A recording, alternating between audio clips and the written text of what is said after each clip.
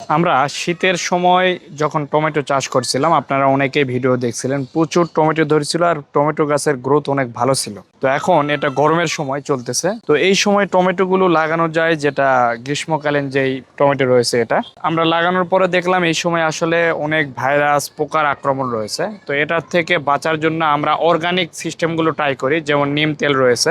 তো নিম তেল মারার পরও দেখবেন অনেক এখনো প্রবলেম কিছু রয়েছে, তো তারপরও প্রচুর টমেটো ধরছে। টমেটো যে ফলন দিচ্ছে না তা না, ফলন দিচ্ছে, সুন্দর ফলন।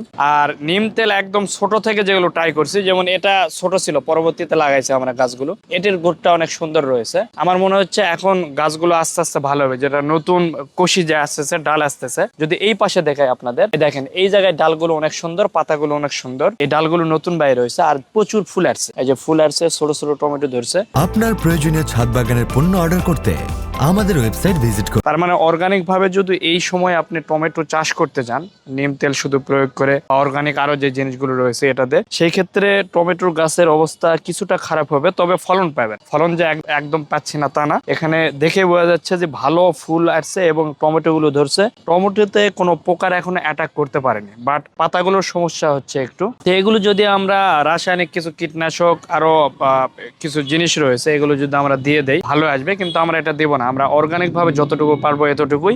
আর আমরা অর্গানিক আরো কিছু জিনিস আইটেম অ্যাপ্লাই করতেছি, যদি এটা ভালো আসে, সাকসেস হয়, যেমন এগুলো সুন্দর আসতেছে, কোনো প্রবলেম হয় নাই। যদি ভবিষ্যতেও দেখি না এইগুলোর কোনো প্রবলেম হয় না, এগুলো আমরা জানাই দেবো যে আমরা আরো কি কি অর্গানিক জিনিসগুলো ব্যবহার করে ফসলটা অনেক সুন্দর আনতেছি, রাসায়নিক কোনো কীটনাশক ব্যবহার না করে। তো আপনারাও চেষ্টা করেন, চাষাবাদ করেন। চাষাবাদ করতে করতে দেখবেন যে অটোমেটিক আপনি শিখে যাবেন যে কি কি দিতে হবে। আর বর্তমানে গুগল, জিমিনি, চ্যাটজিপিটি রয়েছে, তাদেরও ছবি উঠাই দিলে তারা অনেক ধরনের হেল্প করে যে অর্গানিক কি কি প্রয়োগ করা যাবে এখানে। ওখান থেকেও আপনি স্টাডি করে করে বিভিন্ন চাষাবাদ করতে পারবেন। আর ছাদ বাগান যদি আপনার অল্প একটু করেন, দেখবেন ওখান থেকে আপনার দৈনন্দিন যে পুষ্টির জিনিসগুলো, যেমন টমেটো, বেগুন, মরিচ, এগুলো কিন্তু আপনারা অনায়াসেই ওখান থেকে হারভেস্ট করতে পারবেন। শসা রয়েছে, যেগুলো আপনার প্রয়োজন বেশি, এই জিনিসগুলোকে আপনি ছোটোখাটো পরিসরে আপনারা চাষাবাদ করে খাইতে পারেন।